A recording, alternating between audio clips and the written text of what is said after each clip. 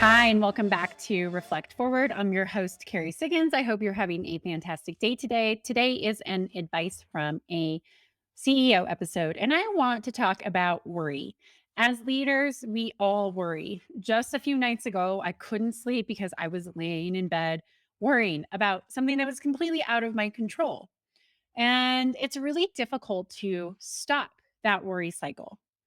Some people can do it pretty quickly, just turn their brains off. And a lot of people just have those what ifs that crawl inside their ears and whisper stories of danger, fear, doubt, failure, pain, heartbreak. What if I fail? What if I look stupid? What if I make a mistake? What if my employees get mad at me? I don't know. What if I die? I mean, that thought runs through my head at the most random moments. And as I was laying there thinking about this, trying to go shut off the what ifs, I remembered a Shel Silverstein story, poem from my childhood, and I said I'm going to go look that up because I remember about the what ifs. And so I'm going to read the poem to you because it is awesome, and I think it is so relevant to today. So this is "What If" by Shel Silverstein.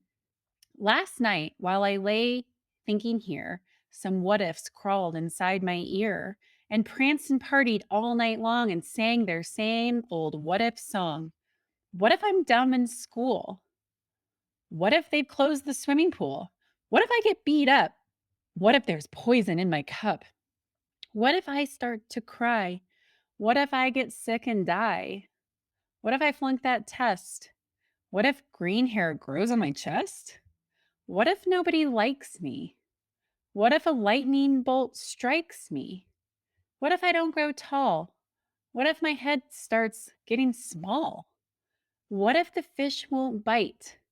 What if the wind tears up my kite? What if they start a war? What if my parents get divorced? What if the bus is late? What if my teeth don't grow in straight? What if I tear my pants? What if I never learn to dance? Everything seems swell, and then the nighttime what ifs strike again. I'm sure you have thought many of those things at some point in your life, whether a child or an adult. And it's normal, right? We all experience the worry cycle. And according to Psychology Today, at least 1 in 4 Americans, that's about 65 million of us, will meet the criteria for an anxiety disorder at some point in our lifetime. Even those individuals whose lives are going well may worry on occasion. Or like me, like I'm living my best life right now and I still worry all the time. And I don't have that much to worry about in the whole scheme of things. Well, maybe, but the reality is there's a lot of stuff that we worry about we can't control. And in the best moments, our worry can take us down this spiral of fear where our minds play out dramas that leave us feeling powerless, vulnerable, hopeless, afraid. And in our very worst moments, worry can be paralyzing and even health diminishing. Excessive worry can lead to poor decision making and deter us from taking those risks that can really improve our lives. The crazy making part of all of this is that 99% of the time, the things that we fret about never happen.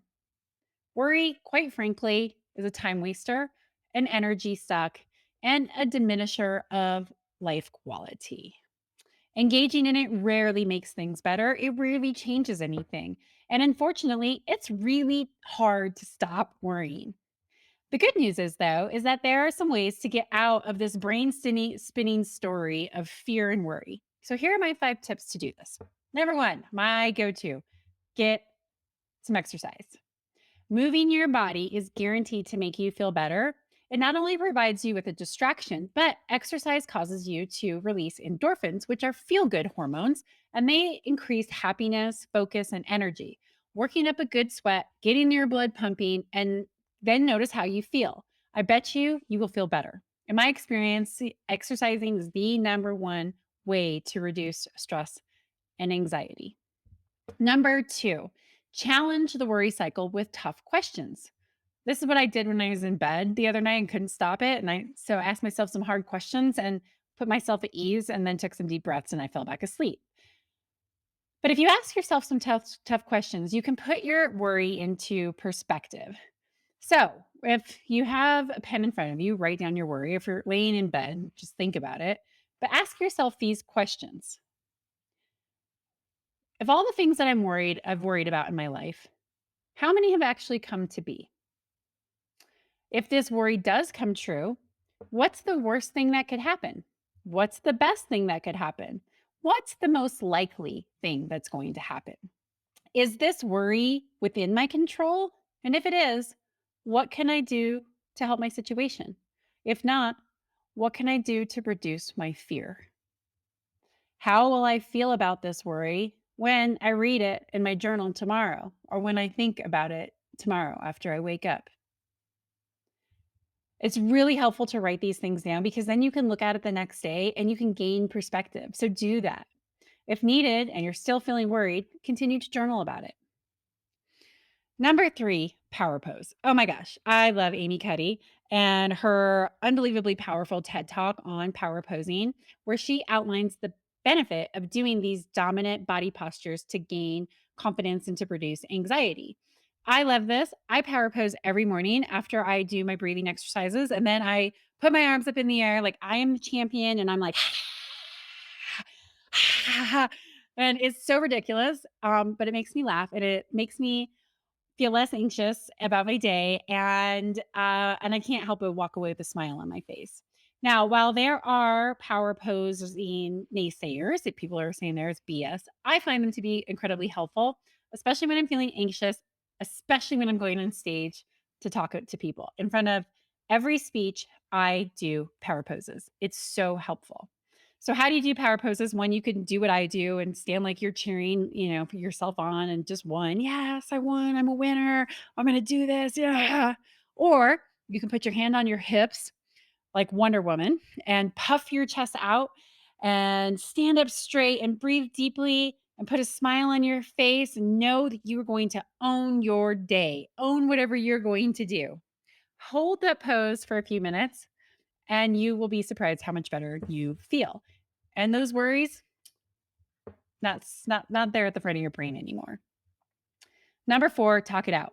Right? Some of us just need to process. And talking about it, especially with a person who can help you gain some perspective, and maybe say, that might not be how it is, will help. Insightful people will help you let go of the worry. Ask someone you trust to listen and offer you advice if it's appropriate for them to give you advice. If that doesn't work, try a therapist. They are great listeners and they can provide you with worry management tools. If your worry is around another person's feelings or actions or decisions, go talk to that person. Don't torture yourself sitting there trying to assume that you know what they're thinking or why they said what they said. Maybe they didn't mean it that way. Maybe they don't even know the impact that they have on you. While initiating that conversation may be difficult, I promise you, you will feel a sense of relief when you get to the bottom of it. So just do it. Don't procrastinate. I actually have to do this like today. And I was thinking about, well, maybe I'm just going to do it tomorrow. And then when I decided to do this for my podcast, I'm like, nope, I'm calling as soon as I get done. And I'm doing this because I just need to get to the bottom of this situation and quit stressing myself out about it. Have the conversation.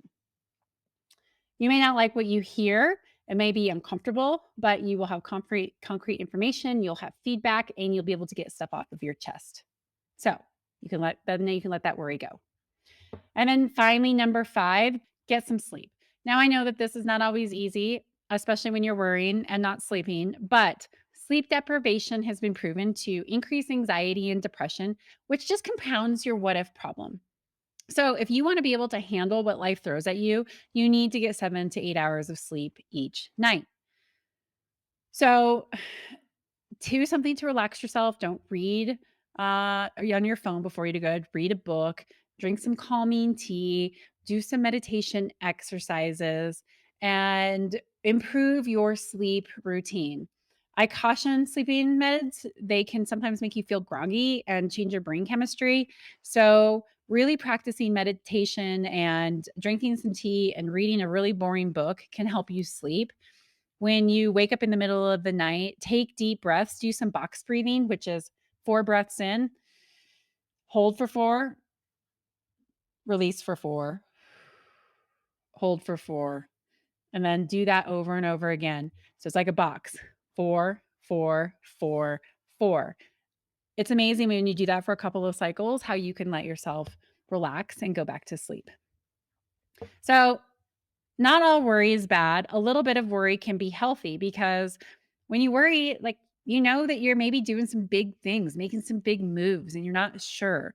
I guess part of just being human is worrying, but letting it take over your life is what leads to major health issues. The good news is that most of the things that you worry will never come to be.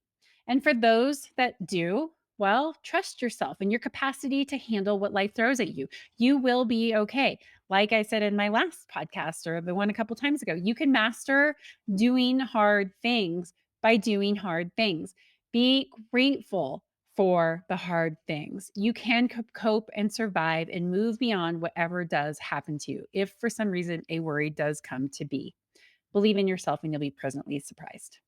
All right. Hopefully that was helpful for you to think about the what ifs. And if you're laying there in bed worrying, which, all of us do, those might be some tips that can help you let that worry go. As leaders, you have to. You've got to be able to move through your fears, your concerns, your anxieties, and do it in a healthy way. Your employees, your teams need you to show up as the best version of yourself. So, dealing with worry is an important aspect of being a leader.